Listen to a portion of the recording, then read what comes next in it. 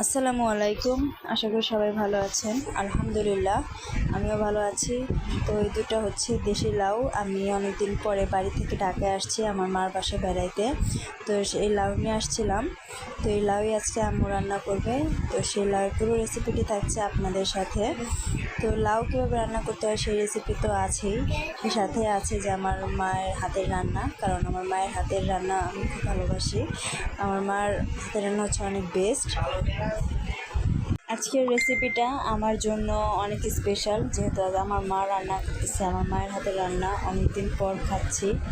তো কে কে মার হাতের রান্না খেতে পছন্দ করেন বা ভালোবাসেন অবশ্যই কমেন্টসে জানাবেন। তো চলেন তাহলে মার হাতের রান্নার পুরো রেসিপিটা, পুরো ভিডিওটা আপনাদের সাথে শেয়ার করি।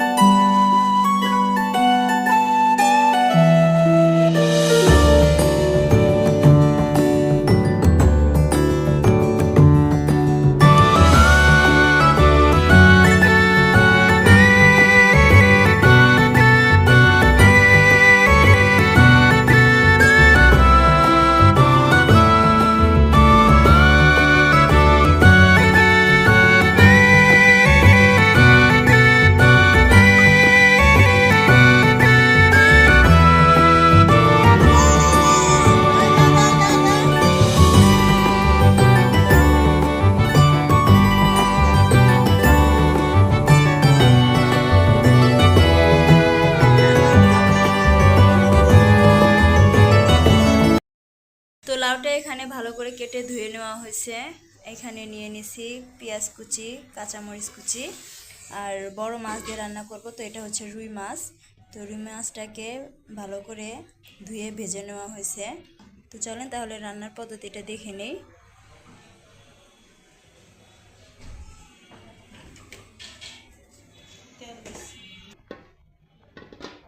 তো প্রথমে পাতিলে তেল দিয়ে নিল, এখন দিয়ে দিব পেঁয়াজ কুচি,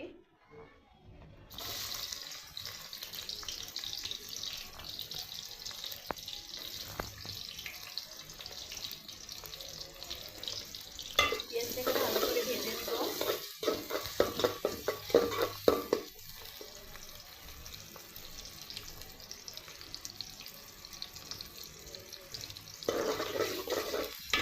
তো পেঁয়াজটা ভাজা হয়ে গেছে, এখন দিয়ে দিব সামান্য পরিমাণে পানি, যাতে পেঁয়াজটা পোড়া না ধরে তার জন্য।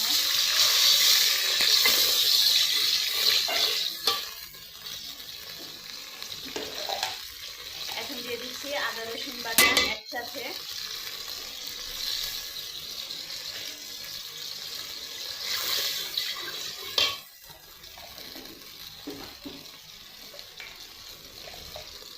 লবণ,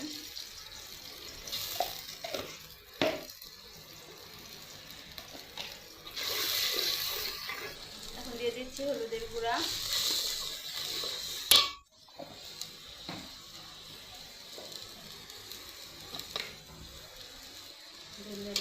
ধনিয়ার গুঁড়া,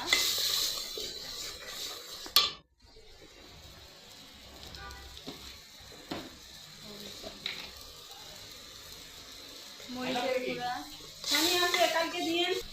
এখন দিয়ে দিচ্ছি কাঁচামরিচ কুচি।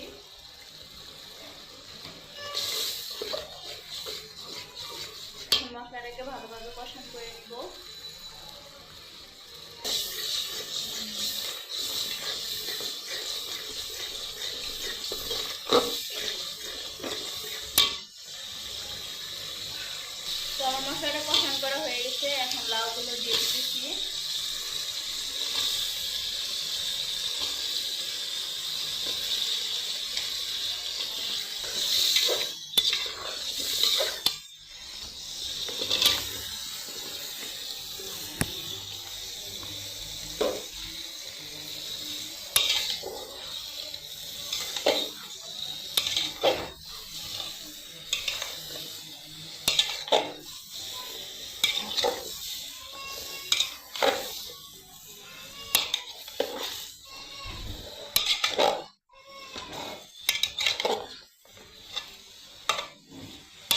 তো লাউ দেওয়ার পর নাড়াচাড়া দিয়ে দিলাম।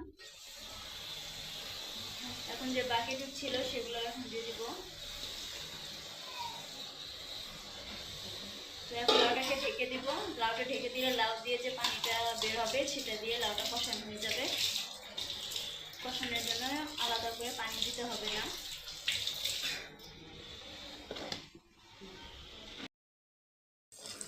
তো দেখুন লাউ থেকে পানি বের হয়ে আসছে। তো যে পানিটা উঠছে লাউ থেকে সেই পানি দিয়ে লাউটা কষানো হয়ে যাবে।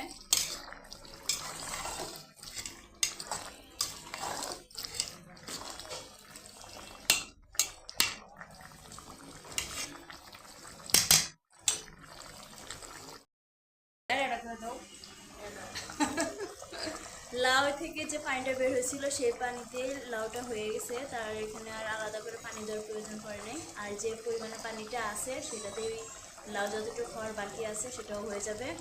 যে মাছগুলো ভেজে রাখছিল সেই মাছগুলো এখানে একটু করে দেওয়া হতেছে।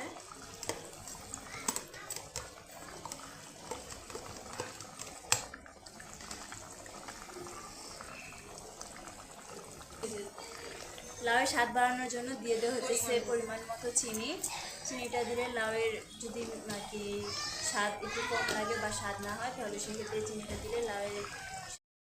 তো হয়ে গেছে লাউ দিয়ে রুই মাছ তরকারি রান্না করা। এখানে রান্না করা তরকারিটার রং কালারফুল একটা রং আসছে, আর খেতেও কিন্তু অনেক সুস্বাদু হয়েছে। আপনারা চাইলে এভাবে একবার বড় মাছ দিয়ে লাউটা রান্না করে খেয়ে দেখতে পারেন, অসাধারণ লাগে। তো তো ধন্যবাদ সবাইকে আমার ভিডিওটি দেখার জন্য।